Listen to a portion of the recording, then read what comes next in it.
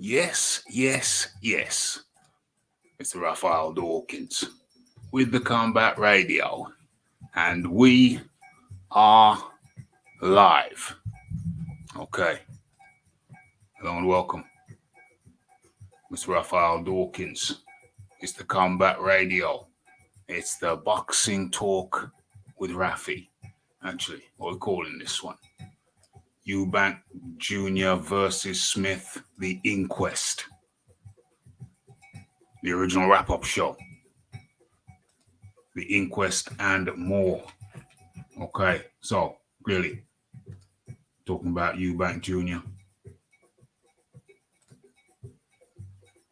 Chris Smith or Liam Smith. Liam Smith. I don't know why Chris Bellum Jr. It's on my brain. Insane in the membrane. Okay, and I just found out I could do something I didn't know that I could do. I just did it. Okay, so we're talking about today. What's on the list? What's on the list? As a matter of fact, rat-tat-tat-tat. Let me just write this quick list out.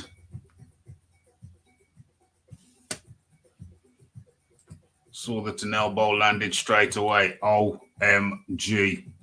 OMG.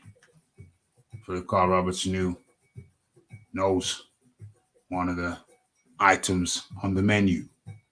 And that is the elbow of Liam Smith. OMG. Okay, so let's get this pen working.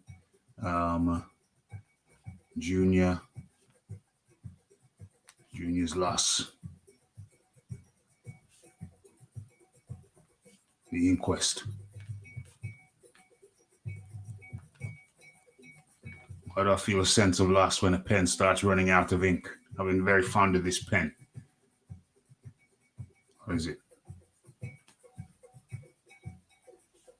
That's Junior's loss. Then what else is there? There's the, we're looking at Anthony Joshua's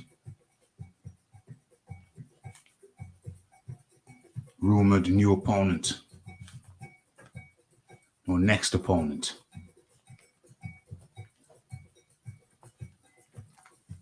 What else we're looking at? Something else on my mind. There was something else on my mind. Oh, yeah, of course.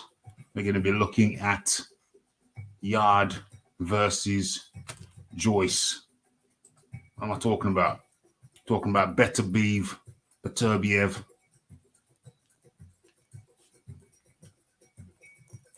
versus Yard. Okay, so those are going to be some of the main talking points. Three of the main talking points. Mike Tyson landed a better one against Trevor Berbick. OMG. Mike Tyson landed a few in his time, no doubt, no question about it. Evander Holyfield was quite good with the head. Some people said he should have been a centre forward.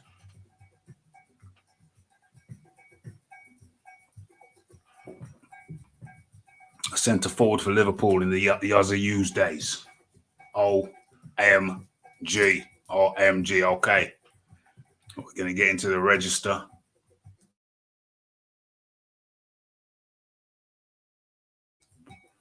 In a moment.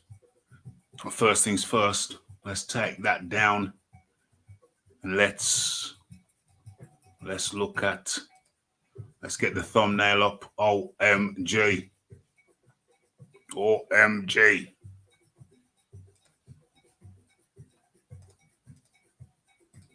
Thumbnail activated. Boom. Let's resize that. Okay. Is that the thumbnail? That's not a thumbnail, is it? Is it? That's not the one. Do I have a different one? KO'd. Where's the latest thumbnail? Where is the latest thumbnail? OMG. Let's get rid of that. Let's go Look, see, do. Let's find the latest thumbnail. The thumbnail for this show, I'm pretty sure it was different to that one. I'm sure that was the night show thumbnail. Oh, here it is, I think. I did a bit more with it. Apparently not. Evidently not. Let's do a quick share on that.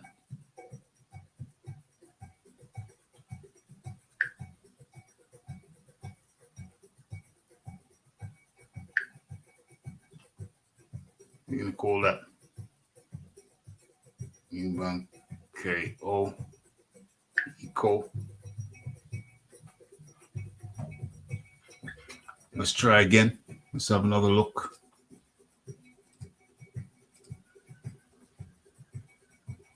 That's more like it.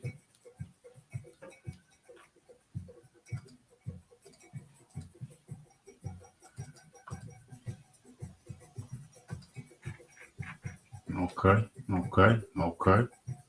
Looks a lot better. Okay, let's try again.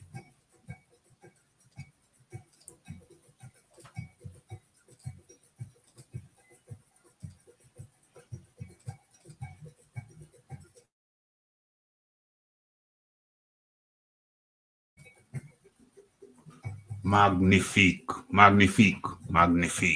Okay. So, is that good? Or is the other one better? Okay, either way. Let's do the sound check before we get into the register, before we get this thing cracker lacking. Let's get into the sound check.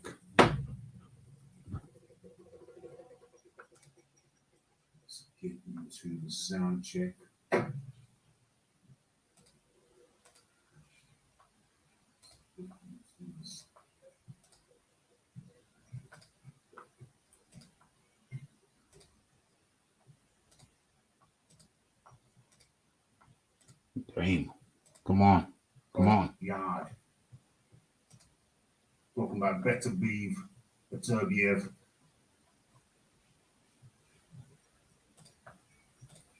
versus Yard. Okay, that's good enough for me. Sound check is good. Session is live. But, I just spotted something that needs adjusting. Might as well do this thing now. Get it done now. Where is it? Where are we at? Okay. Let us correct something in the back. Chris Eubank Jr. live show.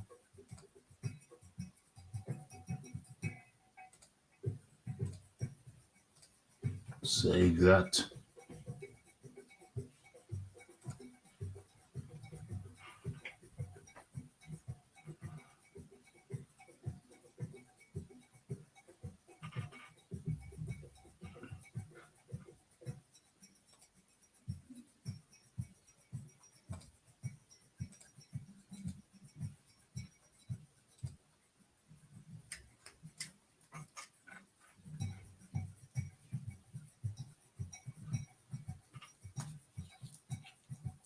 Are we good? I think so.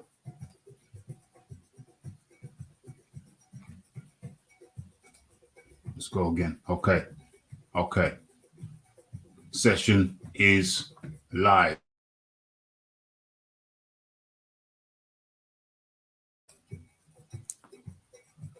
Let's go. Okay. So let's get the register done. First things first. H. Monai in the building, bright and early, as was the bronze plumber. How do you do? It's great that Smith finally getting some credit for his skills. Dana White was particularly impressed. Dana White, was that a joke? Did Dana White comment on it? For real? Was that a joke?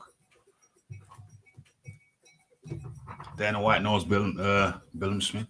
Knows Liam Smith? Really?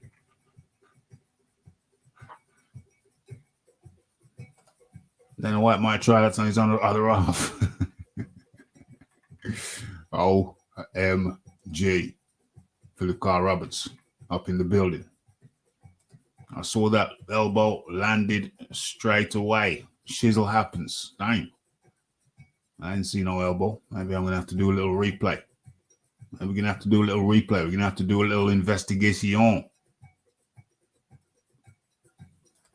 Tyson landed a better one against Burbick. Better BBR should be as good for as long as it lasts. Then I just love those elbow skills. OMG. I really didn't see the elbow. But you know what? Let's have a look. Matter of fact, let me just drop the link in. First things first, let me drop the link in and then we go have a look. Let me go and pull up.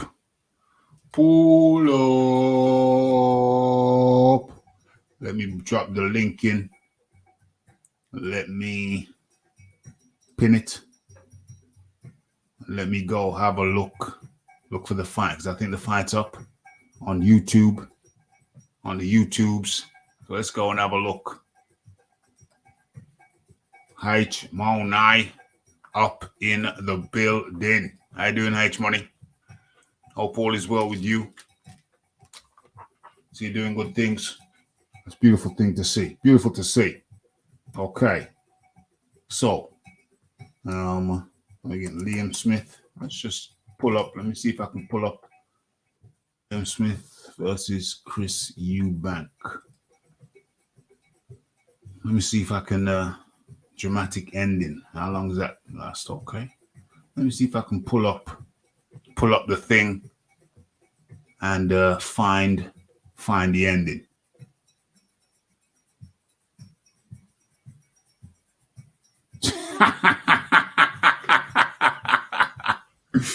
OMG. According to this, I just seen something. Joseph Parker versus Jack Macy. Has that fight happened? According to this, it was a 52-minute fight. Has that fight happened? Is Rafi so much out of the loop? That's madness. That is utter madness. I can't believe I've missed the Joseph Parker fight. I cannot believe it. This is outrageous. It's astonishing and outrageous. I can't believe that. When did that fight happen? That's crazy, yo. That's crazy, yo. Just looking for this, looking to line up this Eubank versus Liam Smith fight. Just looking to line that up. But in the meantime, let's welcome in the H Money. What's going on? It's your boy H Money, Mr. DAZN. We in the building. What's up with it, Rafi, my guy? What's up, bro?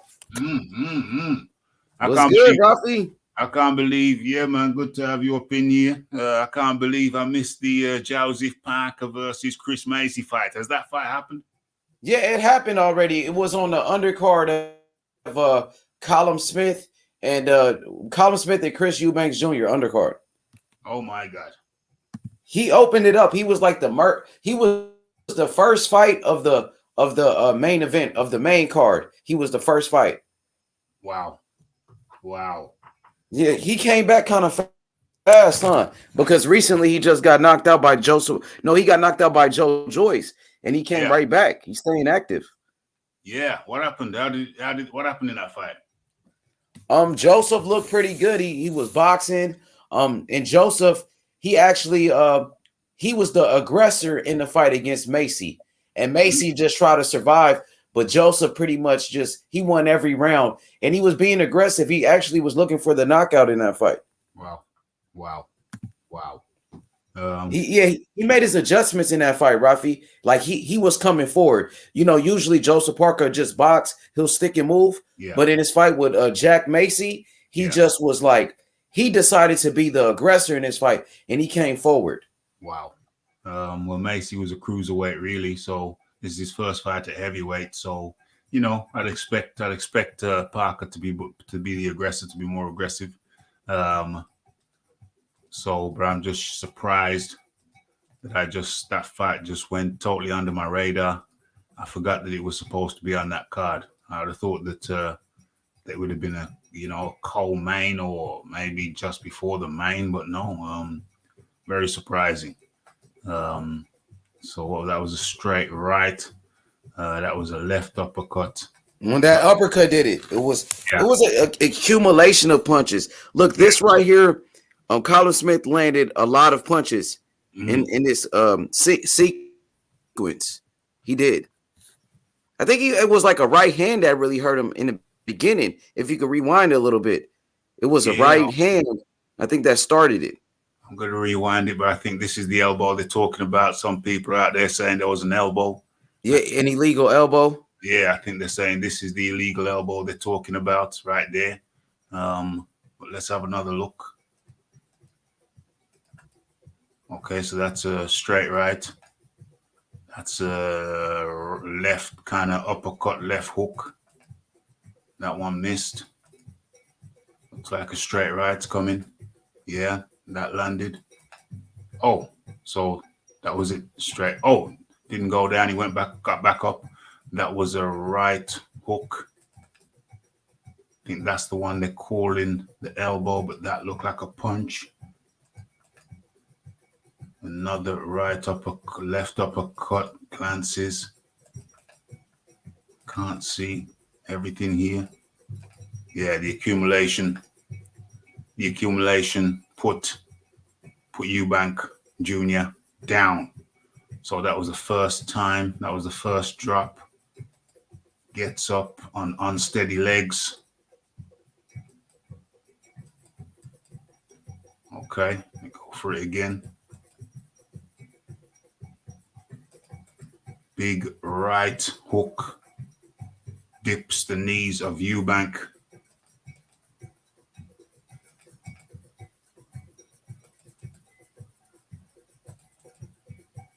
Right hook to the ribs. Dennis Lewis would say the floating rib. Okay, some close quarters stuff, not quite clean. Was that back of the head, whatever? Is that it? Oh yeah, that was it. Waved it off after that.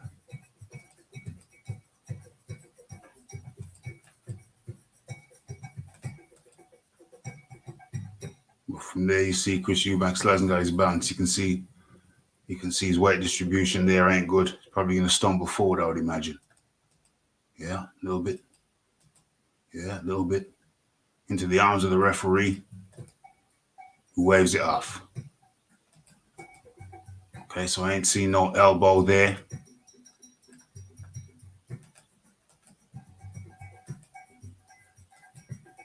Chris Eubank Jr. thought that he was still good.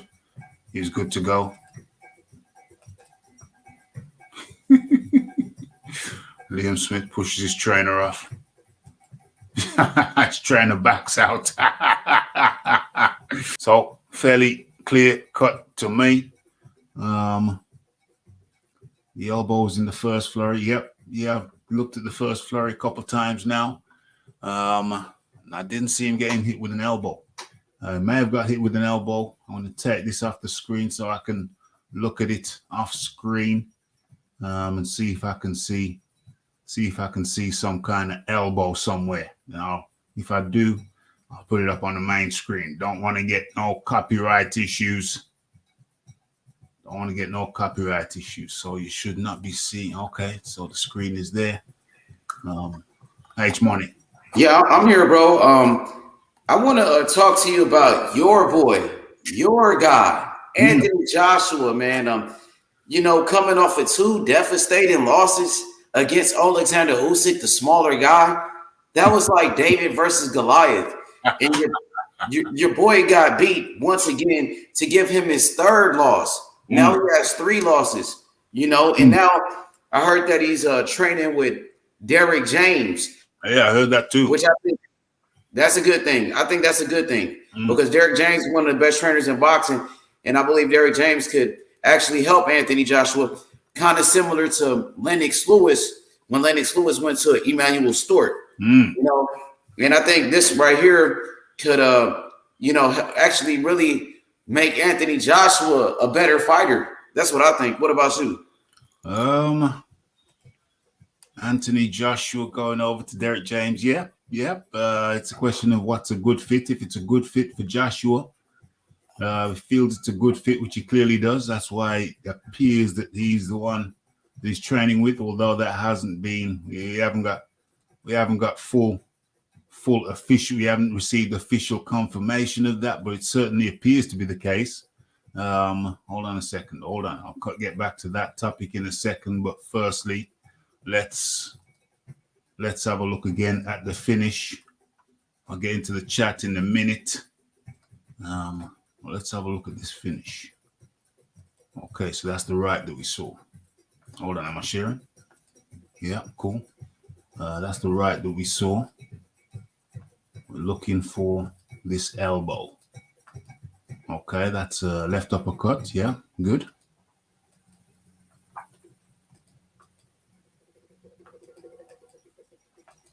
Straight right, which he ducks into. Oh. No elbow. No elbow. No elbow. Oh, no. I shouldn't have stopped it there because he comes back up. He comes back up. Looks like he's down, but he comes back up. Okay. Left uppercut. Oh. Oh, okay. Okay. So, comes back up. Left uppercut. Yeah. And then the left hook. Is that an elbow? Yeah, that's a clean elbow. That's a clean elbow. The gloves were nowhere near. That was an elbow. How many more shots came after the elbow? The combination, it was a bunch of punches. Uppercut, look at the left uppercut right here. Bow. Yeah, the left uppercut came after the elbow. And he's already looking into space. So the left uppercut and then a left hook. So the punch at the back of the head, just for good measure. So it was left elbow, left elbow, left elbow,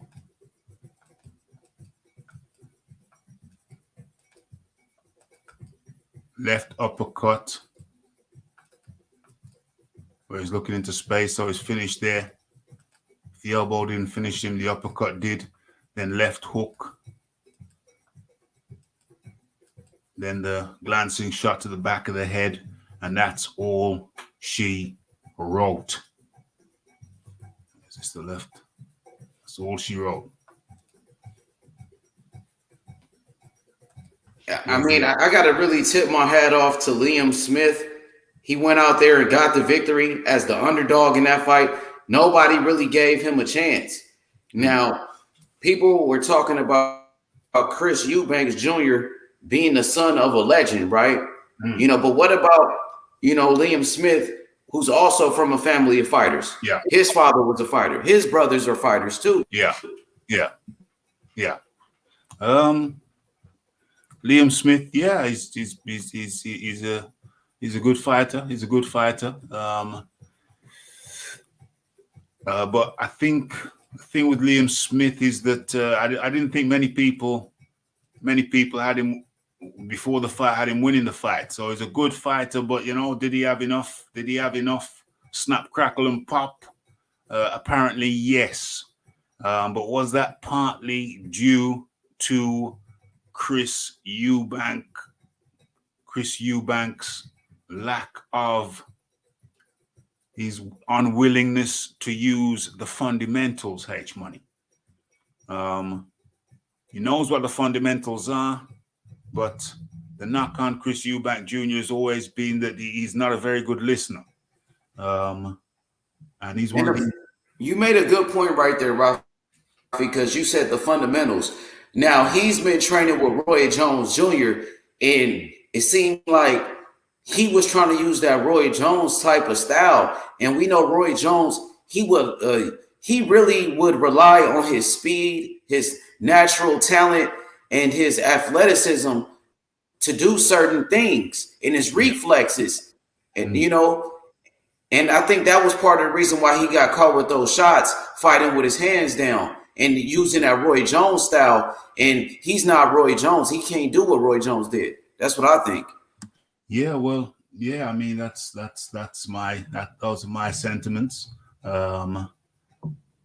Going away from the fundamentals, I think Chris Eubank Jr. is one of them fighters. There are many of them who they really want to win in style, and they really want to give the impression that they don't have to use the fundamentals. They're so unusual. They're so special. They're a different breed. They're cut from a different cloth. So that means they don't have to adhere to the same rules that everybody else has to adhere to. They scorn the fundamentals. They scorn having your hands up. They want to show that they can slip fights like they're in the Matrix. Neo, when he's getting shot up by Agent Smith, and he's just ducking and weaving and eluding everything that comes his way. Your fighters like Chris Eubank Jr. They like to give the impression that the fundamentals don't really apply to them. I'm afraid that the key fundamentals of any martial art, of any fighting sport, of any combat sport, the key fundamental of any combat sport is make sure you have good fundamentals and use them. I'm afraid that Chris Eubank Jr. felt that those rules didn't apply to him. He's seen the likes of Roy Jones Jr. Throw out the rule book and do things his way. That appealed to Chris Eubank Jr. He wants to do it his way, but I always maintain, whatever the martial art, whatever the combat sport you're engaged in, the first fundamental is to have your fundamentals and use them. And I think if Chris Eubank Jr., because we've seen him before, we've seen his previous fight style, as a go-ahead guy, go-forward guy, and put a beating. He was always looking to put a beating on his opponent, a sustained beating, a sustained sadistic beating. That was the previous Eubank Jr. He was always looking to do that. But in his reincarnation, under your man there, Roy Jones, his reincarnation, he's adopted a different approach. He was moving towards that style anyway, but he went to the guy who embodied that style, the no fundamental style. And I think it's cost him. He's never been knocked out before. I don't think he's ever been stopped before. TKO. And this is your reward when you do not adhere to the fundamentals. That's what you get. That's how you get rewarded. You get knocked out. And speaking of being knocked out, your boy Anthony Joshua was knocked out by Andy Ruiz. I know you didn't forget about that, right? So Joshua, now I'm hearing is cherry picking a guy coming off a loss, Jermaine Franklin. Why not fight Dylan White in a rematch? The man who beat Jermaine Franklin. That's what I don't understand. In a much bigger fight, Joshua versus Dylan White, the rematch. Why he's not fighting Dylan White? Why is he fighting Jermaine Franklin, the man that Dylan White just beat? Well, that's a good question, and we might as well get into that topic now. That was on the list. So let's get into that now. Let's drop. How many windows we got open? 2, 4. Yeah, okay, that's permissible. So let's come out to that and let's bring up some data on Anthony Joshua's rumored next opponent. Where is it? Okay, so Anthony Joshua's next opponent goes full Deontay Wilder with chilling warning. Where are we? Let's get rid of that. Okay, so Anthony Joshua's front runner opponent, Jermaine Franklin, is sent a sinister warning to the Brit. What's he saying? Joshua told us something wrong if he doesn't blast out Franklin. Okay, gotta blast out Franklin. I don't play box. Time for the 989 assassin to take aim to the body count. 22, April the 1st. Okay, that's Jermaine Franklin. That's Dillian White's last opponent, implying that he's fighting Anthony Joshua next. So what you're saying that you have an issue with Anthony Joshua fighting Jermaine Franklin next, H Money. Is that what you're saying to me? Yes, I do, because I feel like he should be fighting Dillian White right now. Dillian White is the man that just beat Jermaine Franklin. Anthony Joshua versus Dillian White, their rematch is a much bigger fight than Jermaine Franklin. You know, so why is he fighting Jermaine Franklin coming off a loss? He should be fighting the guy that beat Jermaine Franklin, Dillian White, which is a bigger fight. It's a rematch. They could easily do 90,000 in Wembley Stadium. Mm-hmm. You know what I mean? That's a huge fight. It's a pay-per-view fight. Dillian White and Anthony Joshua, not Jermaine Franklin. I feel like Jermaine Franklin is a good fighter. He put up a good performance against Dillian White, but he lost. Mm-hmm. He lost. So why is he fighting the loser, not the winner? Which will be a much bigger fight, Rafi.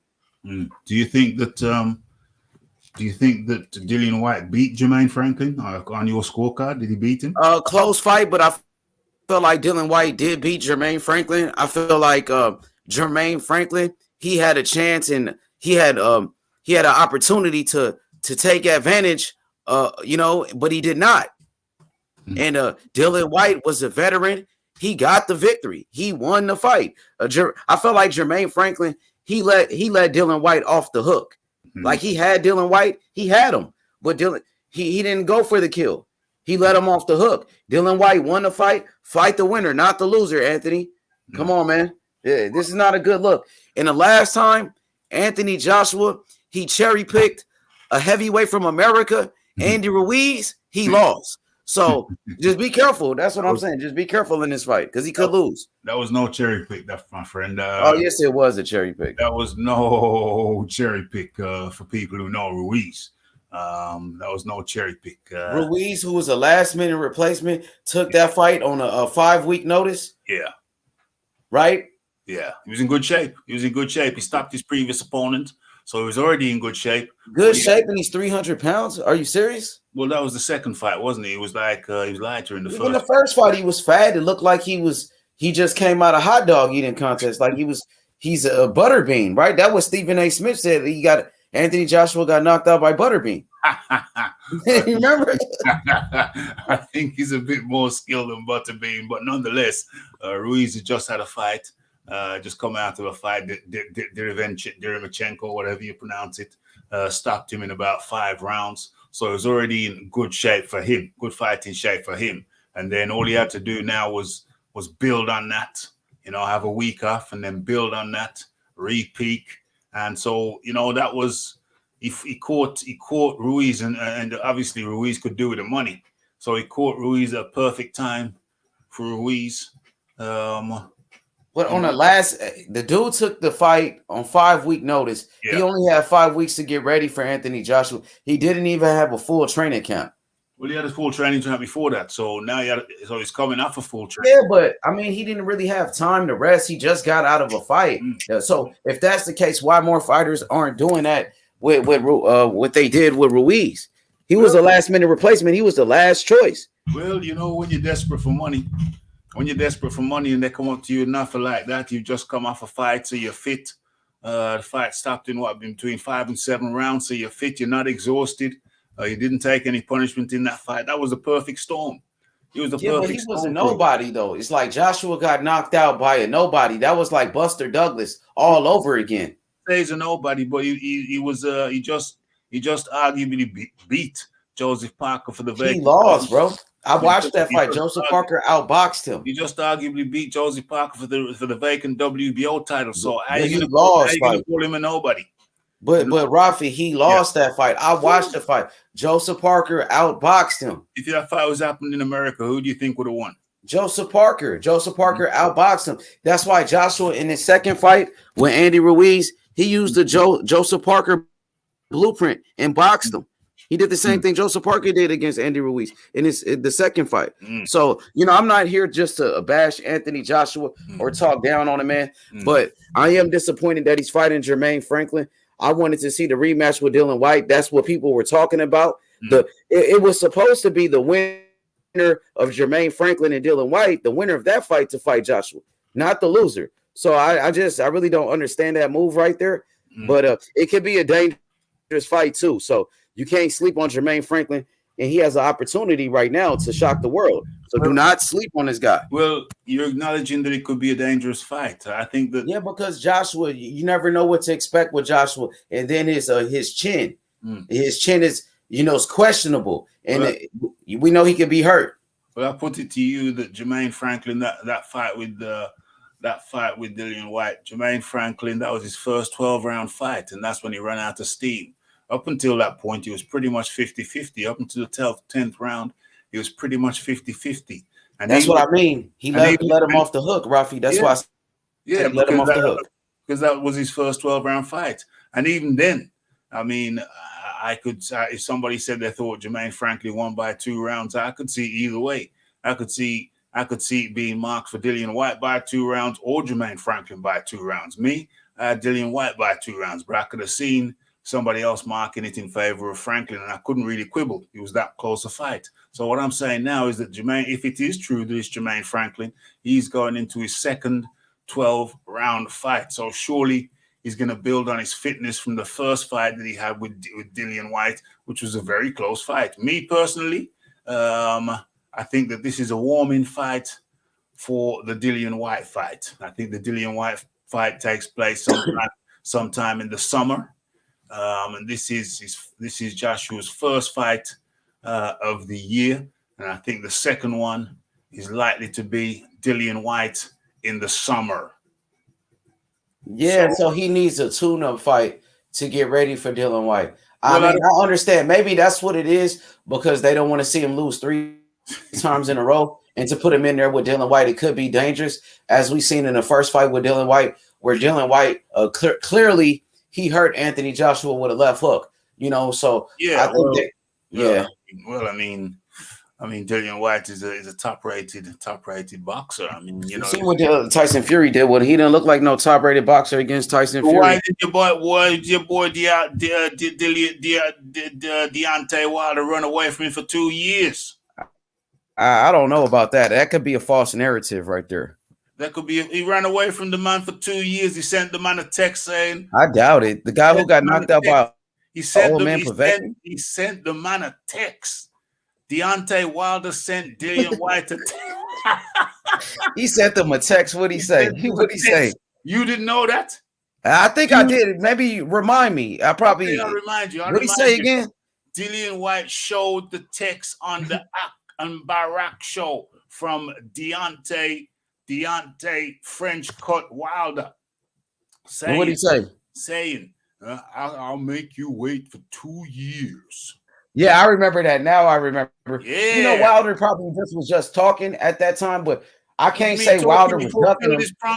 He fulfilled his promise. He wasn't just talking. He fulfilled his promise. He said, I'm going to make you wait for 2 years. And sure enough, he avoided him for 2 years. So if Deontay Wilder is such a sugar puff, if Dillian White is such a sugar puff, why the hell would big bad Deontay Wilder duck the man for 2 years? It don't make it make sense. Well, it sounds like I can say the way you put it, it does sound like a duck. But I know Deontay Wilder fought Tyson Fury 3 times. So if he didn't fight Dillian White and he went to go fight Tyson Fury 3 times, I'm not gonna say it's a duck. But you are entitled to your own opinion. I feel like Deontay Wilder would have knocked out Dillian White the same way an old man Alexander Povetkin knocked him out, right? So I think Wilder would have blazed him. Coulda, woulda, shoulda. Coulda, woulda, shoulda.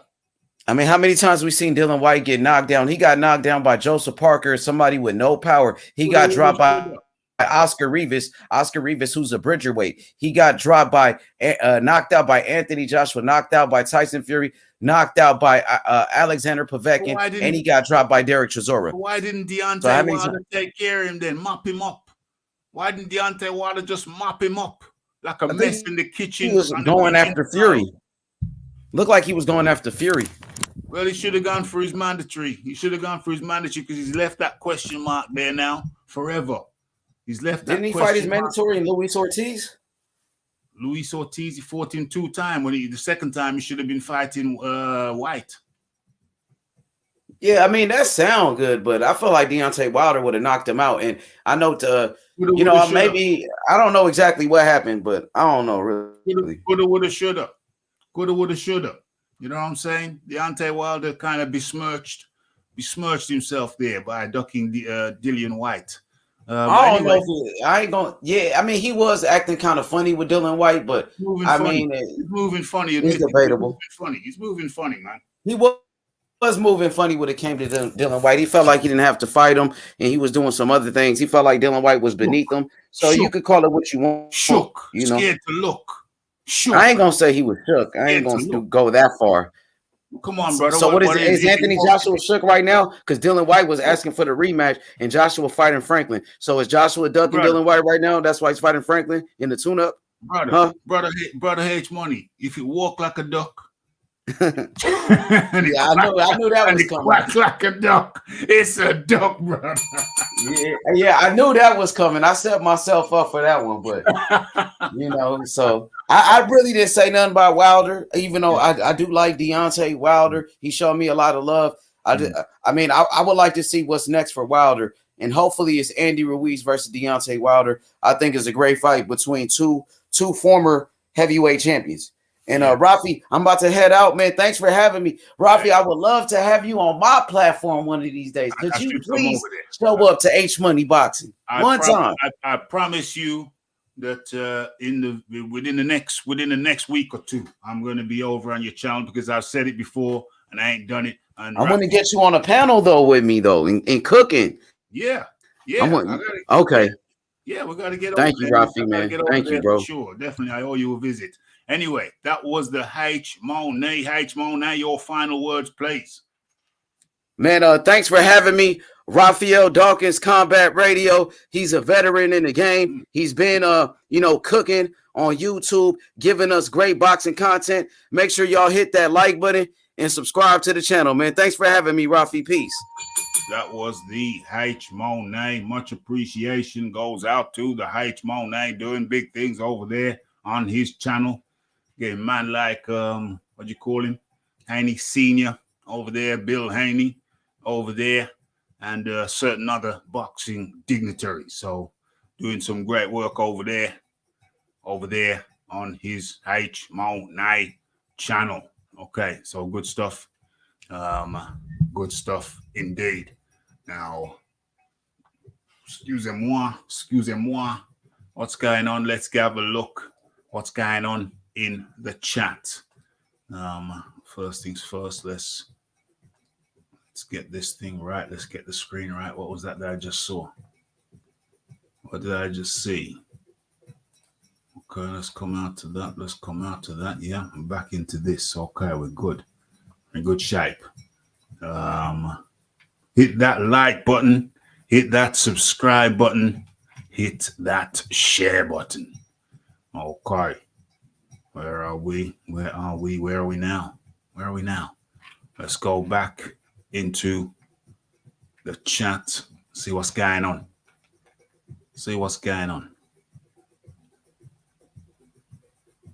Yep.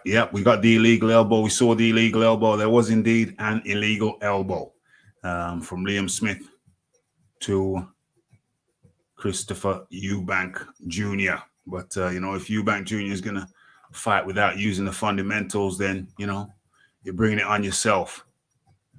The Parker fight was awful, in which case I'm glad I missed it. The horses got horse. The horses got horse. What does that mean? I don't know. I'm missing something there. That's the wizard sleeves up in the building. What's going on? What's going on? The elbow caused the face lump. See multiple slow-mos on vid. Title Liam Smith. Yeah, found it. Have you been out of the loop? Have you been busy? I ain't even been watching the boxing. What's going on in boxing over the last couple of days? Where are we? I blame Eubank's defense. Well, hey, if you ain't going to use fundamentals, bad things will happen. Believe you me. Yep, got it. Eubank learned the Roy Jones chin really well. Yeah, well, his chin was good at first.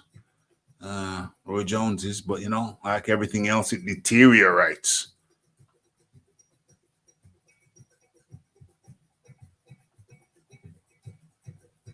Jones there for a reason, but being trainer ain't it. Yeah. That's why he gives Smith a chance in that fight, because Junior doesn't have the reflex of Roy Jones, for real. And you shouldn't depend on your reflexes like that anyway. Have your fundamentals, have your hands up. Chris Eubank Jr. needs to be the punisher that he was. You know what I mean? But it looks like he's gone past that now.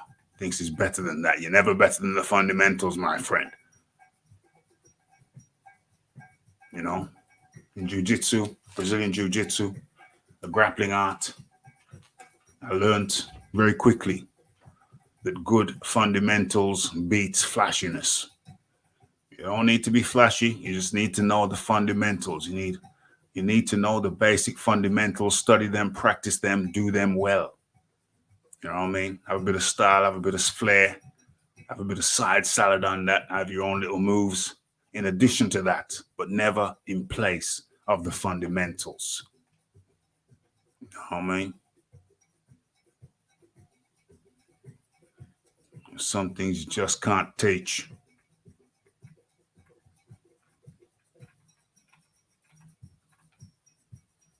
Wilder said he was going to freeze Dillian White out for 2 years, and for once, Wilder was good for his word.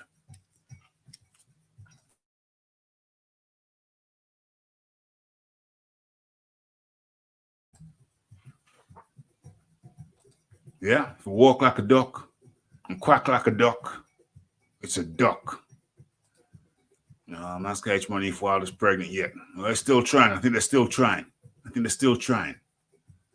Might be a case for IVF. I hope he's had his eggs frozen. Wilder went tough to Fury because he just come off the couch. 100.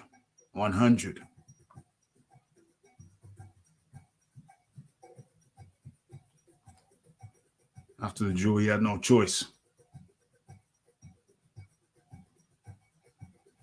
Had to go back in there. Well, he did have a choice. He could have walked away, but he chose not to. That was more fool him. Because at that point, after the draw, he was still world champion. So, but he chose to stick around. I think that was a financial decision. Fury and Wilder got rich together, fighting each other. Time after time after time. Three time. So he could have walked away after the draw because he was still world champion, but he chose not to. That's on him. Was it a good decision? Was it a bad decision? Well, it was a good financial decision.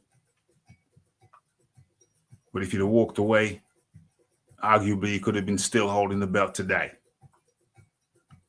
You know what I'm saying?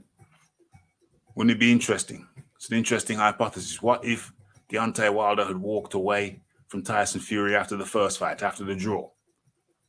Maybe we're gonna have to do a little hypothetical.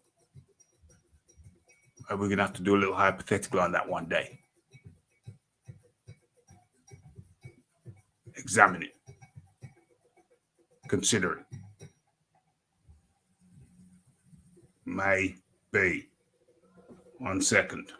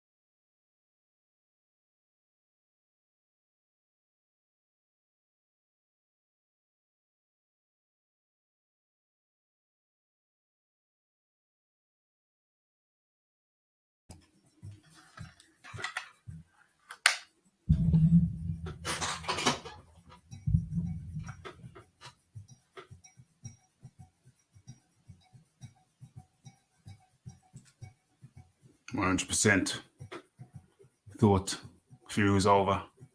Drew him the first time. He said, next time around, I'm going to go in there and take him out. Didn't work out.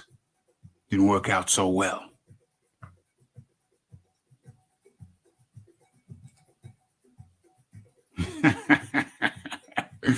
Yeah, exactly. It don't sound good at all. The way Wilder's sounding, it don't sound good. When he's talking about Ruiz, look like he's trying to slip out. Bruce Gas, boxing, jazz, and more up in the building. How do you do? Good to see you. Okay, so what we're looking at now. What were we talking about? What were we thinking about? We were talking about Joshua versus Franklin. Yeah, why not? Like I just said to H. Mo Night. I think Franklin is a very good talented boxer. Fight against Dillian White was his first 12-rounder. And to me, they were neck and neck. Dillian White won that fight in the last 2 rounds on my scorecards. But up until the 10th, it was neck and neck. So now, with Franklin, having been his first 12-rounder, having had that experience, I think it's going to be very, very interesting if that fight is made. Joshua versus Franklin. This is going to be a good fight. I'll watch it. I think it makes sense. It's going to be a bit strange that he's fighting someone who just been beat by White. So I can understand if they don't make that fight, but I can equally understand if they do make it. But if they do make it, then they're going to open themselves up to criticism. It's very clear. So perhaps the most expedient thing is to look for someone Franklin-like. As a matter of fact, rat-a-tat-tat, let's pull up the top 30.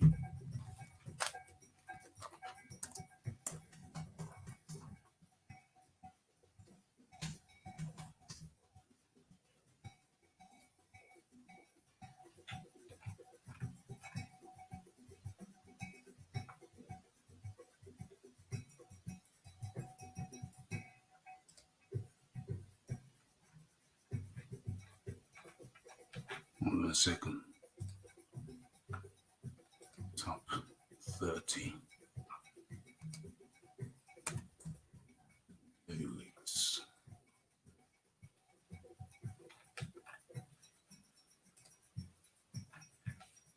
I'm gonna find that thing.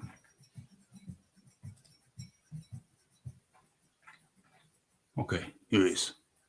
Where is it? Am I sharing?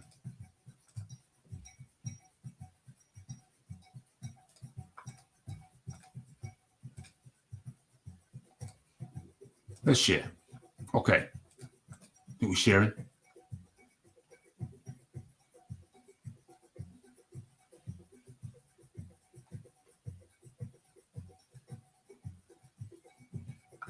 Let's have a look. Let's have a look. Let's have a look.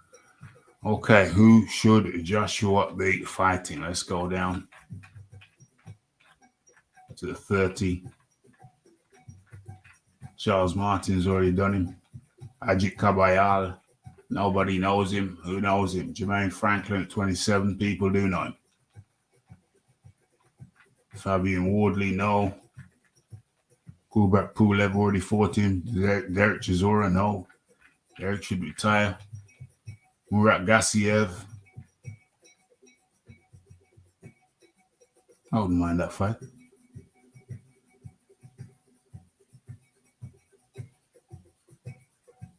I wouldn't mind that fight. Daniel Dubois, no. He's a WBA regular champion. Plus he's injured. Tony Yoka, he's got a fight lined up. Carlos Takam, March 11.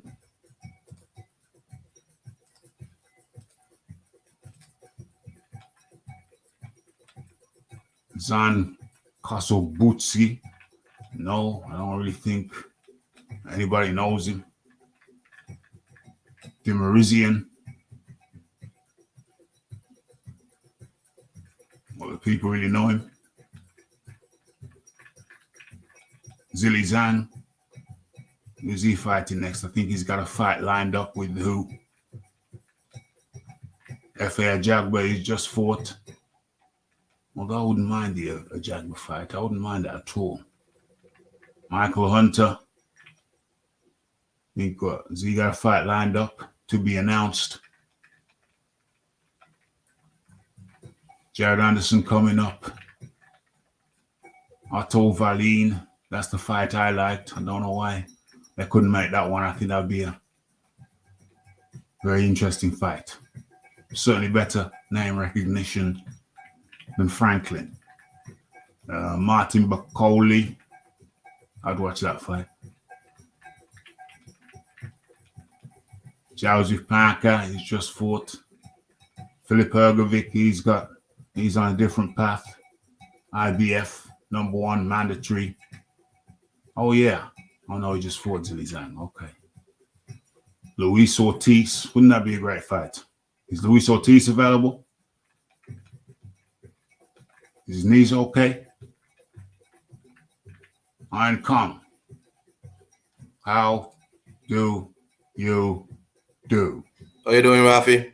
I'm good, my friend. I'm good. We're just trying to figure out Anthony Joshua's got Franklin. It looks like Franklin may be his next opponent. Mm-hmm. I'm cool with the fight, but I know that we just had H Money on, and H Money was quite dismissive of Franklin because he lost to Dillian White. So that's going to be the knock on that fight. That's okay. I mean, it's better than Sefa Safiri, right? Sefa Safiri, far better than Sefa Safiri. Okay, so better than Tom Schwartz as well. Better than Tom Schwartz. So let's not, whatever. Better than Sefa Safiri, better than Tom Schwartz. Younger, fresher than Derek Chisora 3. Better than Robert Hellenius. Oh yeah. I mean, listen, it's Anthony Joshua. Nothing this guy does will be good enough for anybody. For real. So people expect more from Joshua than they expect from their favorite fighter. For real. So if nothing he gonna do, that's gonna be good enough for anybody. So I'm not concerned about what people don't with people. I'm happy to see the brother back in the ring. Yeah. Get his career back on track. Hopefully he fight at least 3 times this year. His career been stalled up by COVID and trying to get Wilder and Fury, two professional ducks in the ring, and he need to just fight who is available and move on with his career and keep progressing as a fighter. That's all. For real. So naysayers is always going to be naysayers, but you can't really watch the naysayers. The only other fight I see up there with good name recognition would be Otto. Where is he? There's Otto. Go back. Otto Valine. There he is. Otto Valine. Love to see that fight. But I have a feeling Otto probably might be pricing himself out. I thought you were talking about the Eubank. You already talked about that? Yeah, we talked about that, but of course, he just come in. So, obviously, we wanted to share your thoughts. It's interesting, right? Because when I saw people picking Eubank to win like this big favorite and blase, I was like, I mean, I don't understand. I know Liam Smith is not a 160. I get it. Yeah. But Liam Smith has been fighting regularly, well, at least semi-regularly. He's had his 2 fights with Matchroom after he got robbed in Russia. Yeah. Fowler, Jesse Vargas. So he's been very active. Yes.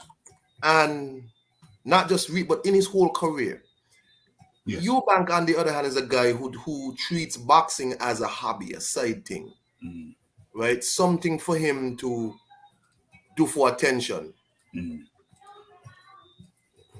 You know, hey, hold on, Rafi. Yeah, no problem. Wilder trying to duck Ruiz right now. For real. Liam Smith, where are we? Liam Smith, 33. 3 losses, 1 knockout. Sorry, Rafi. No problem at all. And it was just interesting to me to see how people was just writing the guy off. And I was like, Chris Eubank don't box. This is a guy who treats boxing as a sideline thing. You know, he has a Eubank last name, and I could get some pub off of that. Yep. You know, he has a history of not having trainers in the first place. You know, and he's been trafficking off of his athleticism, which he had, and power. The problem is that goes away quickly because he hasn't been boxing. He wasted however long over at PBC in America, wasted all the time over there, did nothing. Yep. Get him back to England and has fought pretty much nobody like that. I mean, he fought the guy Mark Morrison. You know, I thought was the guy who sing. Yeah, I thought he, but I guess not. You know, I thought money was running low and he had to get in the ring and swing. You know what I mean? And then he fight Liam Williams, and that's that. But that's been Eubank's best win was maybe against the guy from the guy who Canelo beat up. What's his name? Eubank Jr. Hold on a second. I got his resume. In the World Boxing Super Series, man. Yeah. Knock him out cold. Yeah. That's his name again. Anyway, just before George will go. You're not talking about James DeGale. That's him. Abney Yildirim. Oh, there he is. Right. That was his most memorable thing, right? Because he knocked him out cold and all that. The James DeGale win was against a James DeGale that was so far gone, like so far finished from the Battle Jack fights. Yeah. Right? So finished. Like, I was like, man, like, it looked bad. And I don't think James ever fought again after that. Right? Because not like James DeGale was in no great shape and he was still, you know, even in an older age, keeping himself together now. He was physically done. For real. Right? So, you know, when I see people writing off Liam Smith, I was quite surprised because it goes to show you how people's persona could fool the public. Yeah. One man could look smug. I mean, because he looks so smug, I don't come in 50% and all this garbage. It fooled the public because I was really wondering what people was watching.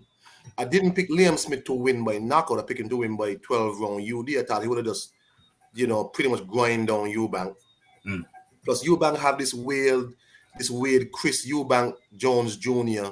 style, which is, it don't fit him. He can't do that. You know, he's not as fluid as Roy Jones Jr. He just, Roy Jones Jr. cannot teach that to anybody else. Because that was just him. Only he could do that. Yeah. Right? He can't teach that to anybody else. So. Well, he's smaller. He's smaller than Eubank Jr. though. Who, right? Liam Smith. He's smaller than Eubank Jr. So right, so people figure Eubank would be too big for him. Yeah. But that's not really safe because 154 to 160, not that big a jump. That's you know, not that big a jump. So you know, it's not like a 147 come to 160. 154 to 160, all you know, he just don't cut weight like that. So I was just surprised, to be honest, Rafi. And the result was surprising. I didn't see it by knockout, especially in the 4th round. But again, you know, Eubank is a guy who don't take boxing seriously at all. Just don't. And that's what happened when you don't take boxing seriously. What was your opinion? Well, he wasn't using the fundamentals. Anything you do, anything you do, whether it be driving a car, whether it be boxing, whether it be kickboxing, whether it be wrestling, whether it be Brazilian Jiu-Jitsu, whether it be judo, everything you do has basic fundamentals. Things that people agree are fundamental to that endeavor. Certain people, there are certain boxers who feel that they can separate themselves from the pack by showing or demonstrating that they can do this thing without what's known as the basic fundamentals. The problem with that approach, with the Chris Eubank approach, is that, yeah, certain people can go without using apparent basic fundamentals like a Roy Jones Jr. But even in the end, he got caught out because of the lack of the fundamentals, or primarily because he went on too long. But then when the reflexes start to show, that's when it shows. That's when you need the fundamentals. But you've built a career on not using the fundamentals. So now you don't have the fundamentals at your disposal. But you need your basic fundamentals. The old Chris Eubank Jr. would have gone in there and looked to wear out Smith, looked to pressure him, and looked to break him. This Eubank Jr. wants to be a slickster, wants to demonstrate how good he is at not using fundamentals and still winning. But I'm sorry, it only works for a very few. And even then, it only works for a while. You know what I mean? So I think Chris Eubank Jr. was a victim of this, of style. He was a victim of putting style over fundamentals. And to me, he fell victim of that. Style over fundamentals. No, fundamentals over style. That's my take on it. What's going on here? I just think it's disappointing to see someone like Eubank who had every opportunity. You see, people don't like Conor Ben. Or when he first came in, immediately people wrote him off. I wrote off Eubank too. Yeah. You're just trapped. But Conor Ben at the very least stuck with it. He's going through some issues right now, but he's stuck with it. He's trying to stick with it. Yeah. Eubank, on the other hand, he kind of start, then he stopped. Then had he been in your fight, then you really thought, like, even after the World Boxing Super Series, he was going to do something. But the guy just basically as I said, boxing is a sideline thing for him. He tried to cheat code the whole. He tried to cheat code the whole game. Correct. That is correct. He tried to give it the Contra code, the Konami code, and that don't work, Bridget. No. He wasted it, and because he never paid attention to fundamentals in his youth. Well, not his, but when he became a professional, he can't compete with some of these because because when the fancy stuff goes and it's not working, you rely on your basics. Yes. Hug, tie up, jab, tie up a little bit, get your legs under you. You don't have that. He don't have the base, the foundation of boxing on him because he ignored all of that. He just want the glitz, the glamour. He want the cheat code. Let me just get there fast. I'm Eubank, next gen. He's been next gen since he started. Until now.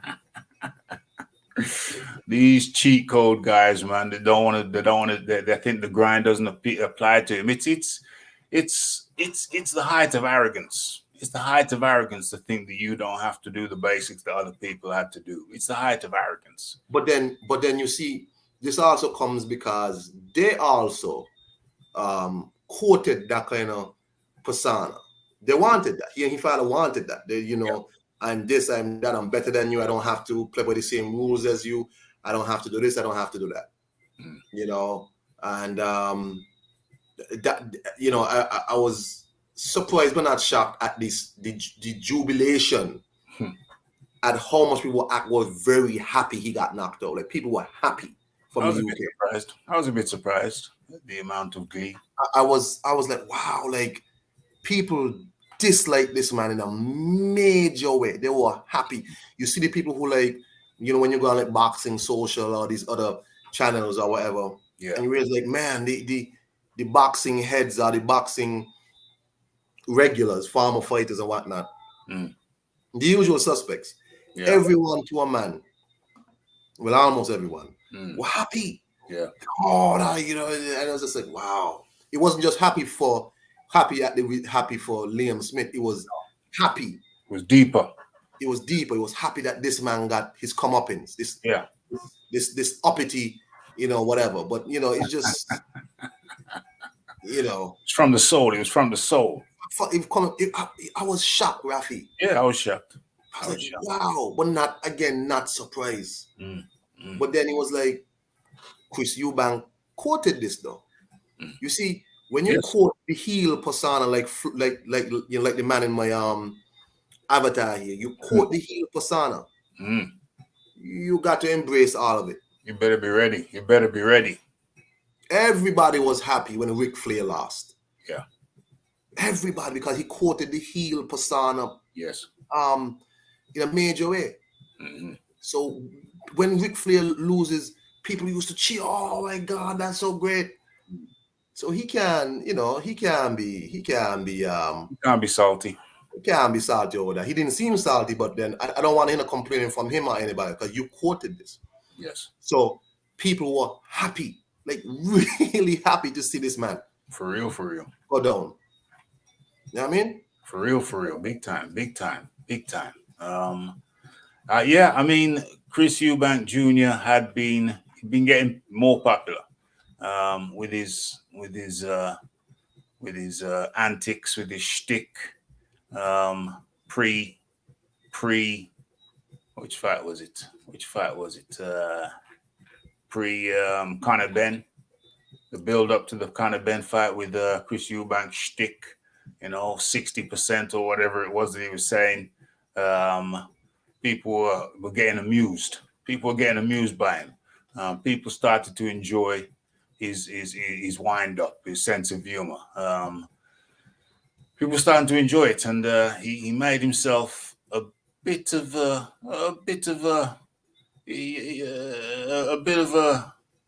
noteworthy interview. Coming out with his jokes, coming out with his antics. What's he gonna say next? So he had gained in popularity, and then when Conor Benn popped dirty, then for the clomiphene, then Chris Eubank's popularity shot up. People like, oh, okay, yeah, Eubank is the real one. Conor Benn's rubbish. So he had been getting more popular, but the performance like that, when he's doing the showboating thing, when he's not biting down on his gum shield and getting after it like he would do in the days of yore, nah. People can't get behind that. Nah, not at all. And the Liam Smith fight as well, where he did well in the first 6 rounds and then coasted for the rest. Allegedly had a hand injury. If that's the case, then fair enough. But if not, then people don't want that. People don't want to see that coasting. They want to see some grit, guts. No guts, no glory. Me personally, I am saddened at the fact that Chris Eubank Senior, Junior lost. Why are you saddened, Raphael? Well, because Liam Smith, although I accept and know that Liam Smith is a competent combatant with fundamentals, that's all you really need to win. From your competent, you're using your fundamentals, you're in a good place already. You're in a good place. But I have to say, and somebody said it in the last live stream and the Saturday live fight show. Somebody said it. I think it was Timothy. Timothy said it, I think, or somebody else. I'm not sure, but somebody said that Liam Smith gives Steven Gerrard vibes. I don't know if you know who Steven Gerrard is, Kang. The footballer? Yeah. That's the one. Liverpool footballer. Always looks sour.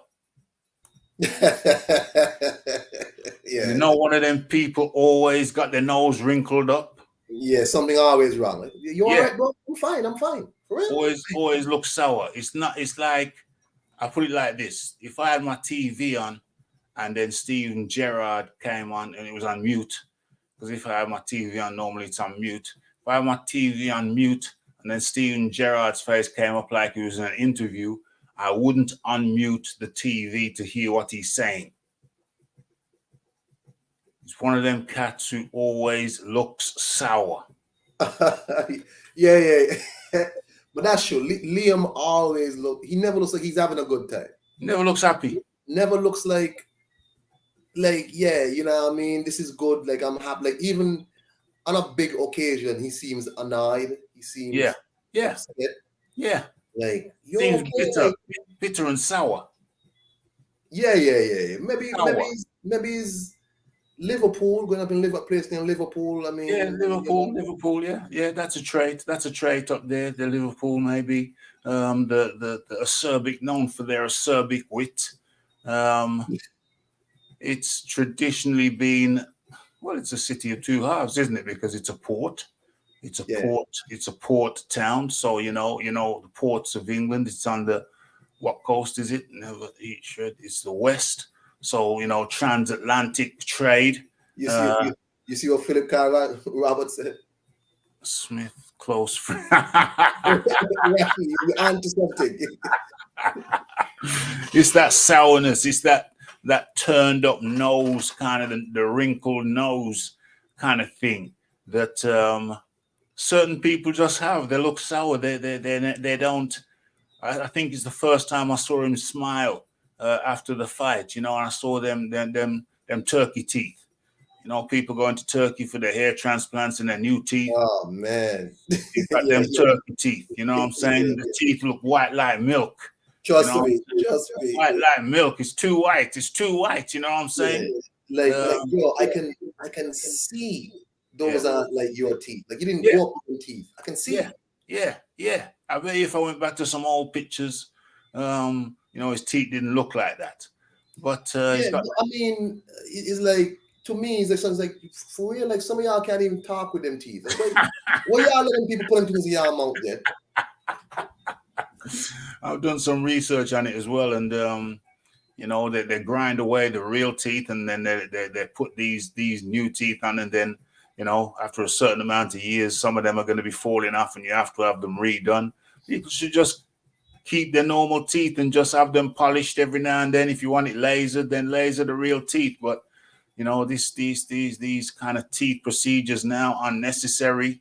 I don't know, man. You pay a price for that. Why ruin your real teeth to have some fake teeth put on top of them, and then in a few years' time, you're gonna have to have some of them redone, and it's a consistent updating and maintenance thing from then on. Keep your real teeth if you got them. Maybe they're crooked. Maybe the teeth not looking good. And trust me, you got a little money. Because if I had money, I would not be a bald man. No. If I had money, I would not be bald. I would go wherever Floyd went to get new hair follicles put in. I would not be bald, Rafi. For real. So, stem cells are coming as well. Far be it from me to look down upon anybody of means. The cosmetics procedures. Because I would not be a bald man, and maybe not a fat man. You understand? For real. He's got the new teeth. Fair play to him. He's earned some money. He's got money. He's fine to do whatever he wants to do. But me personally, if I did go the cosmetic surgery route, I would want to try and make it look. I would try and make it look that the difference wasn't so obvious. So people might say, "Oh, you look a bit better," but they don't know why. I don't want them looking at me and say, "Oh, you got new teeth from Turkey. You got new turkey teeth." You know what I'm saying? So you're saying you're saddened because he's dour. He's dour.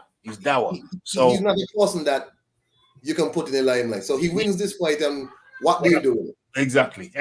Now if Chris Eubank had won, then the Conor Ben fight's still there. That's hours of entertainment before they even step in the ring. What happens with Liam Smith now? There's no entertainment. If he fights, what's his name? my man, the chocolate cookies, Brooke. Kell Brook, yeah.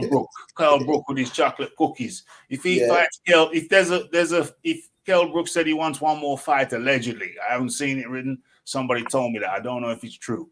Kell Brooks allegedly may have said that he wants one more fight, and he may have allegedly said he wants it with the winner of Eubank versus Smith.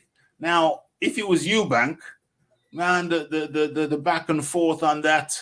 The back and forth on that would keep people entertained for months until the fight. Now, if it's Liam Smith, it's crickets. It's crickets.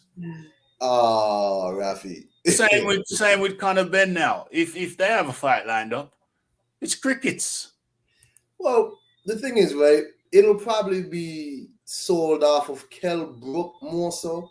But then the problem is the Kell Brook Amir Khan thing has been built up so much years that he couldn't help but sell. Yes. Liam Smith, on the other hand, maybe if they do it soon after this, but it'll be interesting. Maybe Kell Brook still has the goodwill from the Amir Khan fight, but he basically disappeared after he did like some appearances after, and then you don't see Kell Brook no more. Like I saw Dominic Ingle doing an interview, and he said, "Yeah, Kell Brook has come in a few times. Yeah, nothing really major. So basically, Kell Brook is not in the gym. You know, from what you've told me, Rafi, on this show before, Kell Brook has not been known to be a disciplined guy. Yeah, and you know, it's just interesting. Kell Brook versus Conor Ben would sell more, of course. But as you say, like Liam Smith wins now, and it's like, what the hell do I do with this guy? Crickets. Because you can't really pair him because he's not gonna. Well, at 160, who is he going to fight at 160 that you care about? Is he gonna stay at 160? Probably not. No. Is he going to go back to 154? Well, who do you have going to fight other than Kell Brook? Nobody. For real. But maybe if they can entice Yanni Beck to come over and put the fight in Liverpool, and sell out the arena. I'm not sure how much, if they're gonna do it at pay-per-view. No. Because I mean that shouldn't be no high-paying fight like Yanni. But then maybe according to what they signed Liam Smith for, because apparently they offered him a big contract. Okay. They might have to put it on pay-per-view. Who knows? But as you say, Rafi, what the hell do I do with Liam Smith now? What the hell do you do with him? He ain't no showman. This sour faced grey hair man. Just like his brother Callum Smith. Trust me, Callum always looks. I don't think he looks upset. He always looks worried. Like he has this this worried look. Like, oh, what's next? Oh my God, what's next? I'm not sure. Sour. He looks like his nose is wrinkled up again. He's another one of them. Another one of them. Looks like, he's just smelled something bad. You know what I'm saying? Just walks into a room and... Yeah. Callum is not going to sell based on his... Like, you have to box him in Liverpool all the time to be a main event, but you can't put him in too much places, maybe overseas, and be like, oh, Callum Smith's the main event, and sell it under his sparkling personality and his... I mean, hey, maybe they don't care about that, Rafi. Maybe they don't care about that. Clearly not. But Brendan Ingle from the Winklebank gym, the trainer of Errol Bomber Graham, Nassim Hamed, and Billy Joe Saunders has been there from time to time. What's that? Nelson, the announcer, the commentator. Nelson, a bunch of guys, Winklebank gym, in Sheffield, and they had the elusive style, don't get hit, elusive style. They didn't punch each other in the heads during sparring. And Kell Brook, Kell Brook is probably one of the most famous Winklebank gym guys trained under Brendan Ingle. Brendan Ingle died, and his son took over the training duties. What is it, Dominic Ingle?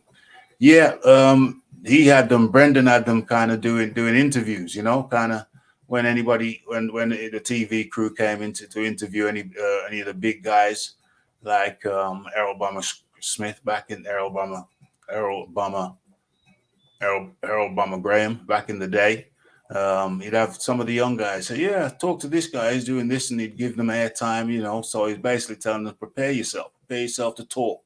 You know what I'm saying? But it seems like them Liverpool guys, they just got this dour for the most part. Not always, because if you go back in time to John Conte, he was sparkling. He was a sparkling fella. And it's very, very, very, very, very good interview and very animated. But these Liverpool cats, man, they just come over so sour and dour. It's not box office. I'm glad at least Natasha Jones. The only problem with Natasha Jones when she opens her mouth and the accent comes on is like, nah, I don't want you to talk to me. No. Just look how you look, but try don't talk too much. Say nothing. Say nothing. Just smile. Yeah, just smile. She don't seem to have that issue. She's not dour. She's not dour. Not dour. But these Smith guys, the Smiths, bloody hell. Yeah, they have a problem and they need to cheer up. Yeah, cheer up. But anyway, Raphael, I'm gonna bounce off of this thing. Hey, appreciate your time here is appreciated. That was the Iron Kong. Your final words, Iron Kong. You got anything to say about Yard versus Beterbiev? Yeah, I back in Yard. I need Lions to be in the camp 100%. Mm-hmm. We don't need no screw ups. We need Yard to win the fight. But the problem is if Yard win the fight, I don't think we're gonna ever get to see no undisputed because they're gonna try nurse them belts. But either way, if Yard win, we'll have to see Callum Smith, and I think Callum Smith knocks out Anthony Yard. Yeah. That's a problem. But I want Yard to win because better brave another guy again who, what the hell do you do with this guy? Yeah. Like, his selling point is an undisputed fight with somebody, but you can't really sell him nowhere else. He's an older guy. But if Yard wins, we have a brand new star in boxing. Sparkling personality, cocky guy, and all of that. If Yard wins, so we might get some fresh blood inside there. If Yard wins, however, I predict he loses against Callum Smith and Dimitri Bivol, and it's gonna be a short reign. Damn. OMG. That was the Iron Kong. OMG. Some predictions coming in there. Let's see here. What do we see here? He's so scouse it hurts. Some of them veneer teeth look atrocious. Have you seen that Ryland guy? And I ain't seen that. But yeah, some of them do look atrocious. It looks like they're a cross crocodile. Oh man, Andrew Ruiz had something too, and ever since he had them in, they're just smiling. Maybe that's Liam Smith smiling now with the new teeth. He's smiling. First time I've seen him smile with the new teeth. I have no idea what the previous teeth looked like, but maybe he had an issue with them. Have you seen Akon's new hairdo? His hair transplant looks like a Lego man. He looks crazy. Actually, he looks just like a Lego man. It's the craziest fringe in music right about now. Fringe is something else. looks something else. Akon needs a hiding, a thrashing for his hair. And idiotic comments. I don't know what he said. What has he said? Yeah. Yeah. Gerard and them boys, they look like they can smell something under their noses. Absolutely. Yeah, he's got a cheesy smile all of a sudden. But yeah. So Beterbiev, what's that there? Beterbiev versus Yard. Hit that like button, hit that subscribe button, hit that share button. What is this here? An advert. Can I get rid of the advert? What's that? All right. Oh, cool. I'm stuck with it. The 28th of January, Saturday. That's this Saturday coming. We see Beterbiev versus Anthony Yard, 12 round light heavyweight. Fight to be contested at light heavyweight.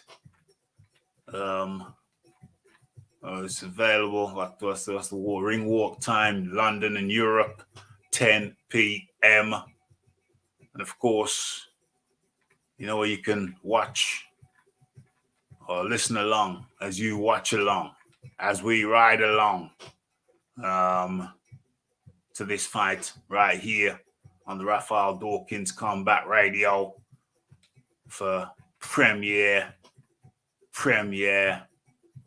fight chat, discussion, talk, commentary, you name it. Premier League, BT Sports, HD1. Looks like I'm going to have to be sending Jeeves up on the roof.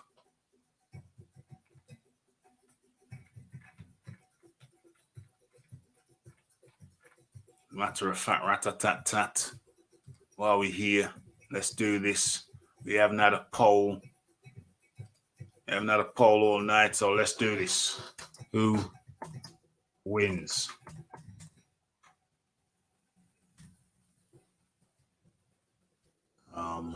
Beterbiev. Hold on a second. There it is.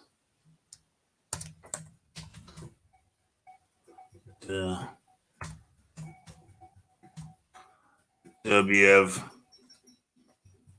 Yard. Boom. Our first poll of the night, and also our last poll of the night, is now up. Who wins? Beterbiev or Yard? Okay. What's going on here?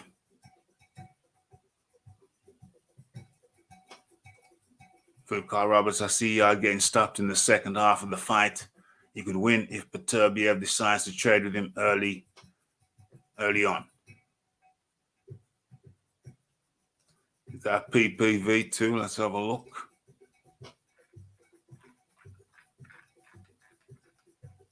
BT Sports HD, is that pay-per-view?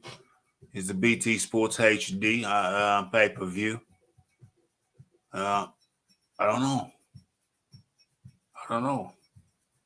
BT Sports HD 1. Is that normally pay-per-view or that free to air? Tall order for Yard. Anything possible in boxing. Tall order for Yard. Here to the tall order. I agree with that.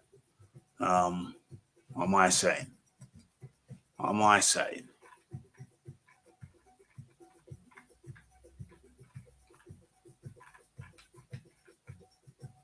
Tell the tape, Beterbiev 38, Yard age 31, both 6 foot each. Beterbiev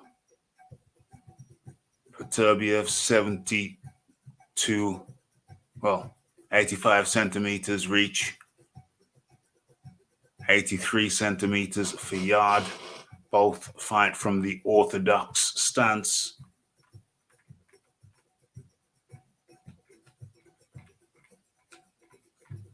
Current rankings at light heavyweight Ring Magazine. Beterbiev is number 2. I presume they got Bivol as number 1. And Yard, Ring Magazine, ranked number 7.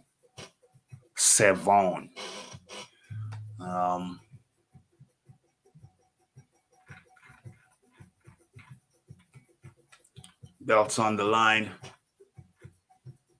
IBF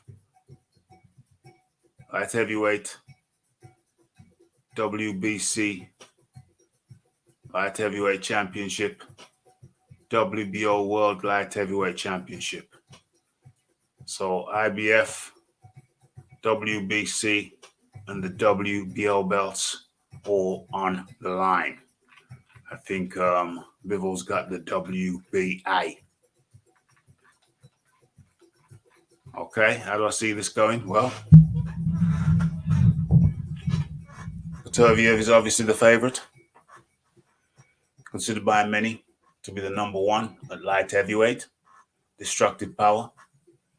The Russian Muslim, now living in California, I believe, certainly in America, or is he living in Canada? What flag is he flying under now?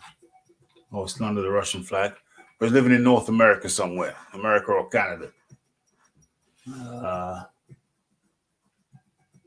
More experienced at the top level, although Yard somehow has more fights than him. Beterbiev often injured at 38, probably coming to the end, most certainly coming to the end of his career. I think if Yard beats him, it'll be early.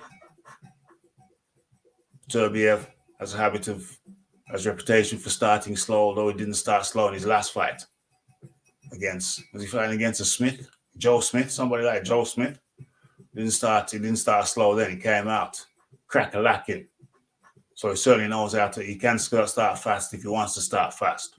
He may start fast again against Yard. I suspect he will. Fight fire with fire.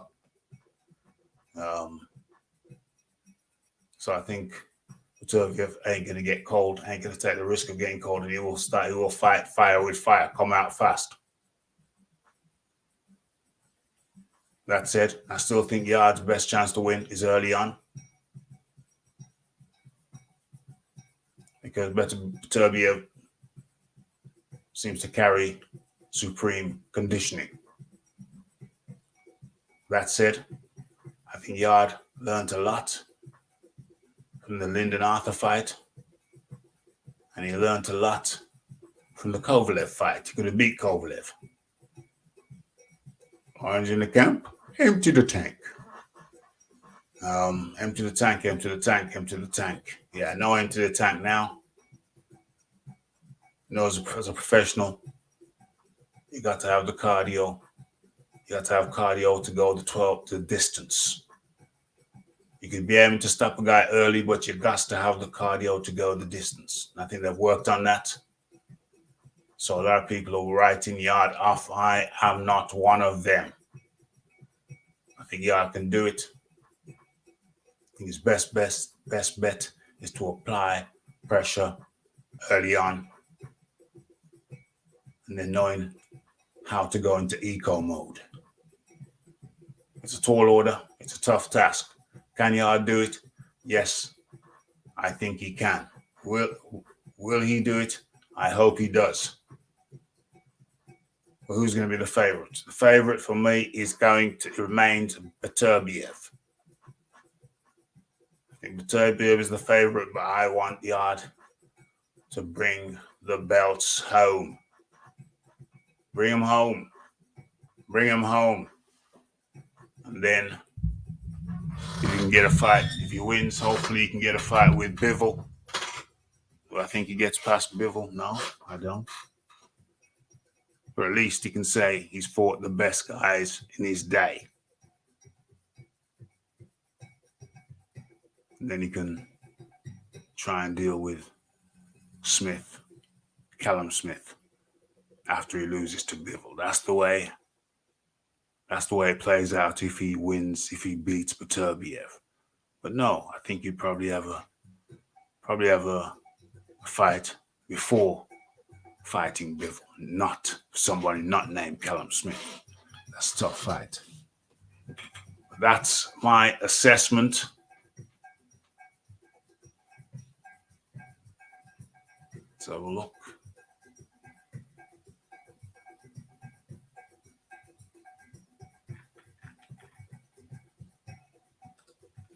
Yep, tall order.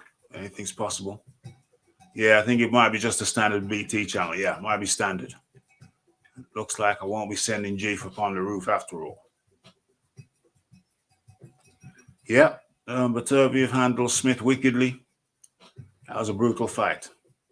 Don't think it's PPV. Well, that's good for the people. It's good for the people, them.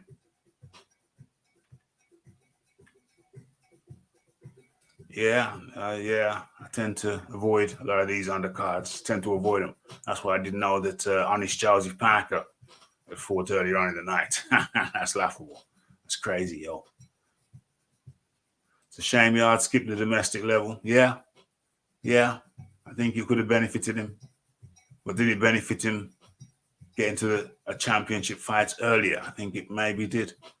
But then is there a downside? Is there a downside to that? Yeah, I think there is. So I think it benefited him, but I think there's a downside as well. It's one of them.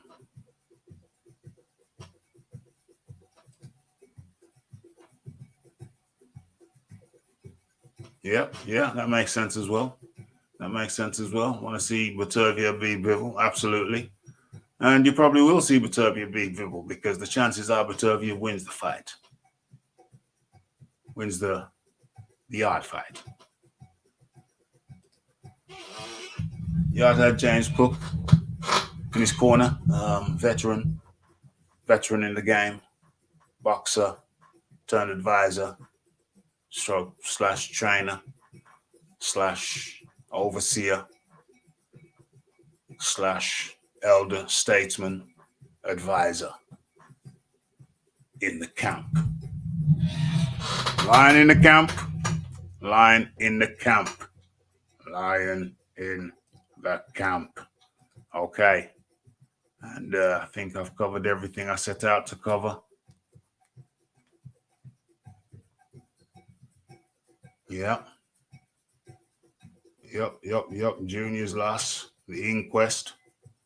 Anthony Joshua, new opponent. Turbiev versus Yard. I've covered it. Only gone over a time, a little bit. So yeah, it's been good. Good to get a little bit of boxing talk in. I hope you enjoyed it as much as I enjoyed it. Shout out to the H Monai for joining us earlier on. Shout out to the Iron Kong 26. That's the name of his channel, for joining us later on. Okay. I hope you enjoyed the talk. Hope you enjoyed the company. Look out for some videos. I haven't dropped in a video in a while. Should drop a video or two soon. And look out for the live shows. It's the Raphael Dawkins. It's the Combat Radio. It's the like. It's the subscribe. It's the comment. It's the shares. And it is the hitting the bell icon. Stay updated with news and notifications. Don't forget about the live show. Don't forget to follow me on Twitter. It's Raphael Dawkins. It's the Combat Radio. And we are out. Blessed.